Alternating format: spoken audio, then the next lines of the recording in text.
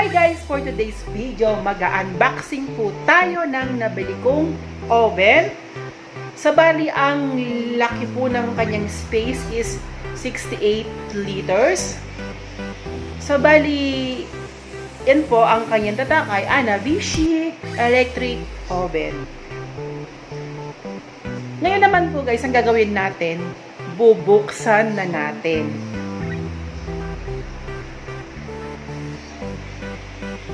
So guys, bubuksan na po natin ang ating oven. Excited na po ako.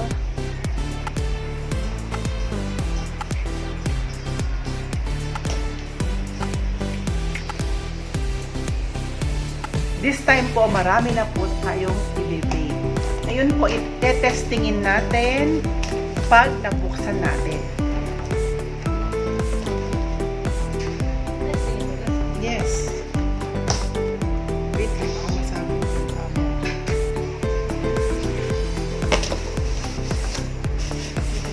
Malaki din pala. Dito pa kaya tayo.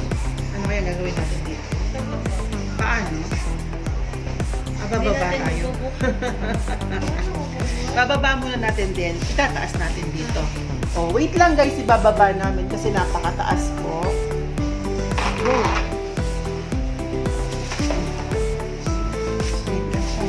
Wait lang, i-address ko lang. Tcharan! So guys, yan po yung oven na binili natin. Ngayon po guys, check po natin, tatanggalin po natin yung plastic.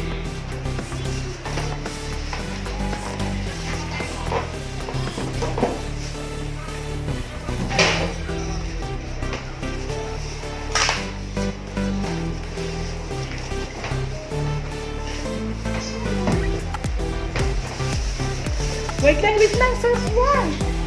1, 2, 3, surprise! Yan, ang ganda. Yes! Wow, mas prepared ko po talaga yung malaking oven. Kasi po, yung unang ginamit kong oven, mas malaki pa dyan. Pero, si Daddy. Hindi na si Daddy. Charan! Guys, ang ganda po. Excited na po ako. Ang dami ko na pong i-bake ngayon ng cake. Ay, ano yung mga ilagay mo dito? Tingnan natin. Buksan mo. So guys, bubuksan natin yung pinaka tools ng oven. Yan.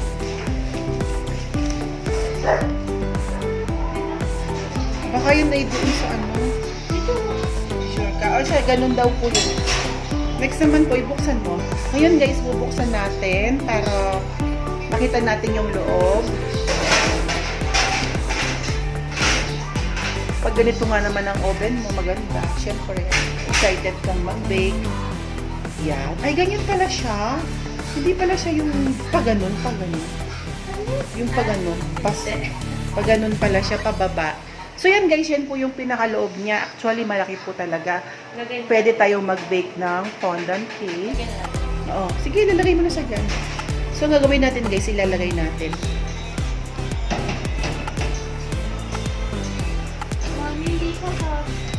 Baka baligtad ang lagay mo pag ganyan. Tanggalin mo yung mga tools para mamaya mo na ilagay yan. Next time. Yan. Tataas eh. Yung chicken sa taas. Lalagay mo dun sa pangalawang butas. Hindi ka siya kayo. Ah, okay. Parang dito ang turbo. Yan guys. So, bali po yan yung oven na latest oven ko ngayon. Super excited na po akong mag-bake. At i-review ko po siya after ko po siyang gamitin. Siyempre, doon ko palang mapapakita sa inyo ang feedback pag nagamit ko na po siya. For now po, in-introduce ko lang sa inyo na ganyan po ang binili kong oven. Sarado mo na. Tapos ang gawin mo, ano yan? So, bali iniikot talaga. Tapos guys, iti-testing natin daw yan eh. Ito kung mag-iinit. Ay, hindi mag-init.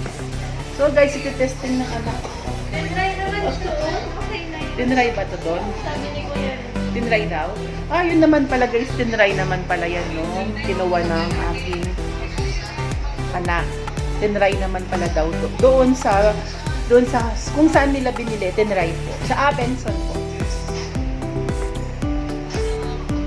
Next naman guys, tingnan natin sa likod. Tingnan mo sa likod. Papakita. Pwede ba pakita sa likod? Magaan naman, di ba?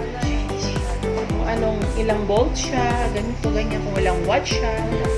Meron nakasulat dyan. Ayan, dun sa dulo yung watts. Yan guys, yung itsura niya sa likod. Bagong-bago pa talaga. Ilang watts siya?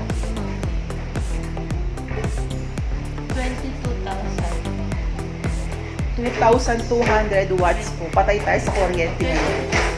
Oh, 2,200. 22,000? Watts? Ano yun? 22,000, hindi 2,200. So guys, actually nagtatalo kami ng anak ko. 22,000 watts daw. Ayan po, yan po sinum ko at kinlose-up ko. Ayun na po yung umusga kung ilang watts. Diba 2,200? Yan naman po talaga yung mga oven. Matataas po yung watts. Kasi nga po talagang ang ginagamit natin yan ay kailangan natin talaga yan yung init. So guys, yan na nga po ang binili kong oven. Sa clear glass po siya. At the same time, meron siyang yun pong pagka bukas ng pinto niya, pinaka cover glass niya, kailangan po dahan-dahan, yan.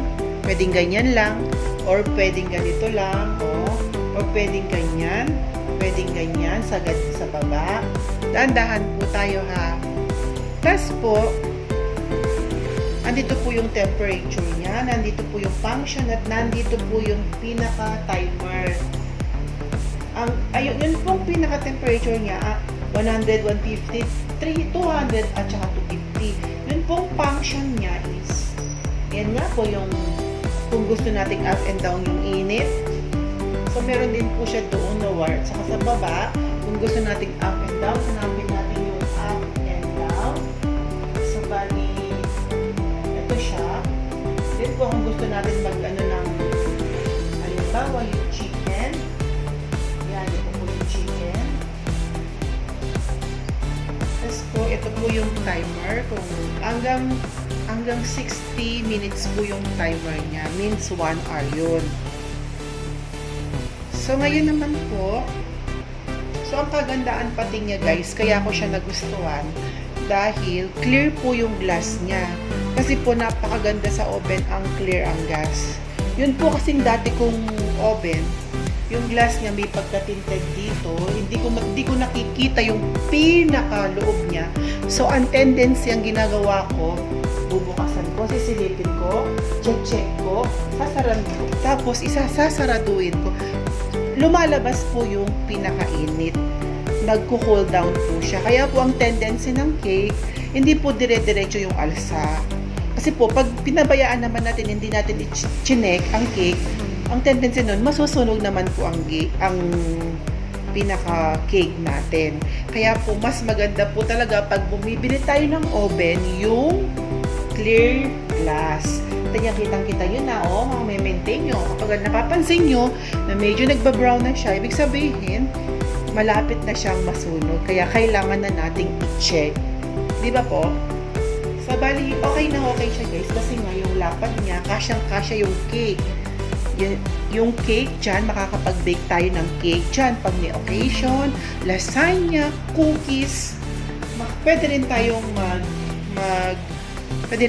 mag-bake ng chicken. So, bali guys, testing natin ha, kung umahandar po siya. Kailangan meron tayo ditong, merong umilaw dyan na. See? Yan guys. Tapos, papakita ko po sa inyo yung mga parts niya. Parts ng oven. Wait lang po.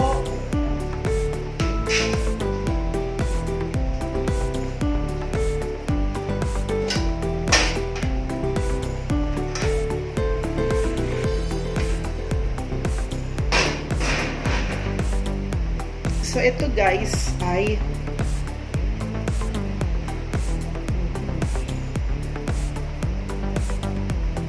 ito po ay para dito pag binuksan mo yan at gusto mong ilahin ito para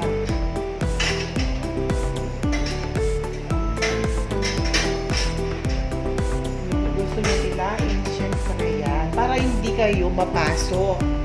Yun naman, kung babalik mo, syempre gagamit ka na po ng pinaka. Next naman po, ito guys ay para doon para pag inila nyo yung pinaka. Ito naman guys, ito naman ay para sa chicken. Susuot nyo siya doon. Tapos ito namang isa, ito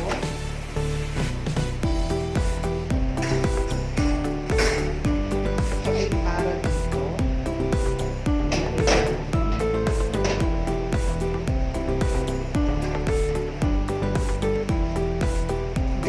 Then po, ang gagawin natin, kukunin natin yan. So, baliktad. Baliktad. Yan.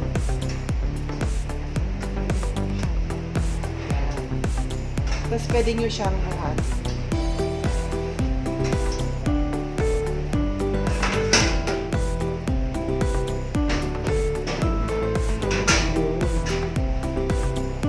Kasi syempre po minsan mainit po yung pinaka baking tray natin. So yun po yung gagamitin natin para hindi tayo papasok.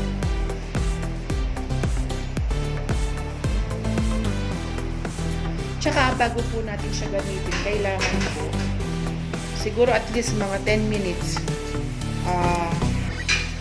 o-open natin siya, paiinitin natin siya para mas magandang nagbe-bake po kasi na may init na talaga siya para tuloy-tuloy po ang pag-alsa ng mga binibake natin at the same time mawala po yung bacteria sa loob.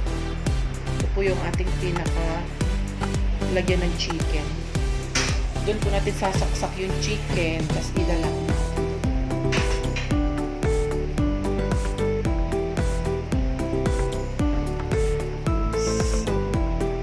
Alam niyo po guys, excited na po ako kasi ang una ko pong i-bake yan ang aking yema cake. So guys, sana may na-share ako sa inyo. Don't forget to like, comment, pa rin po yung notification bell para ma-update kayo sa mga susunod na video ko. And of course, subscribe to my YouTube channel po. Goodbye po and God bless you!